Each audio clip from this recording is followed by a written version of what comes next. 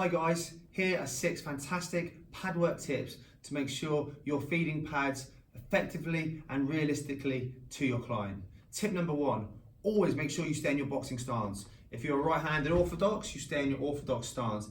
Even if you are padding for a southpaw, always maintain your stance.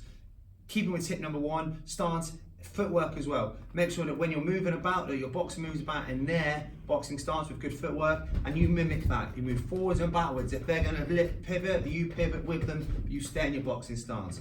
Tip number 2, height of pads. Make sure they represent your boxer's height, not your own. If they're slightly shorter than you, make sure the pads are their head height. Taller, their head height. Again, body shots, their body, not yours. Tip number 3, make sure that you deliver pads to one target. What I mean by that is if they're throwing straight shots, a straight 1-2, it's not here and here.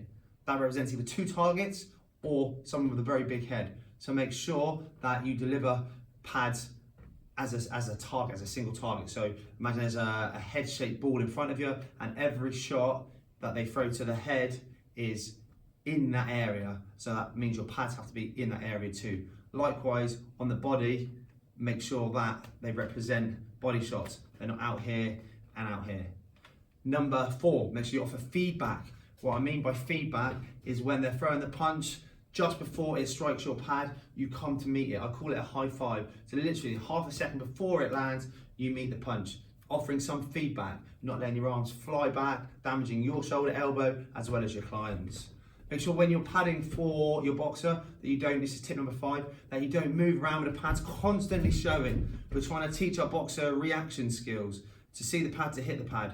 If they're constantly seeing the pad, all they're really going to listen to is your voice. So we want to be able to work both. We want to be able to see the target, hit the target, as well as listen to your voice. So we hide the pads, we move about. As soon as we want them to throw the punch, we turn the pad and we ask for the correct number or name of the punch. Lastly then, tip number 6 is make sure you control your boxer. You are the pad holder, you're the coach, you're the trainer, you're in charge. You control them with your voice and you control them with your lead hand. They're the best 2 instruments you've got to control your boxer. So with your voice, you can get them to move back, close the gap, left, and you can control the boxer with your voice. You've got to be nice and clear, nice and firm with them so they can hear you, they understand you, and they react to what you're saying. You've got your lead hand also, where you can control your boxer. So mix them up or use them both together. So your lead hand can control distance. So back, make sure pads down, otherwise they're going to hit it if you do this.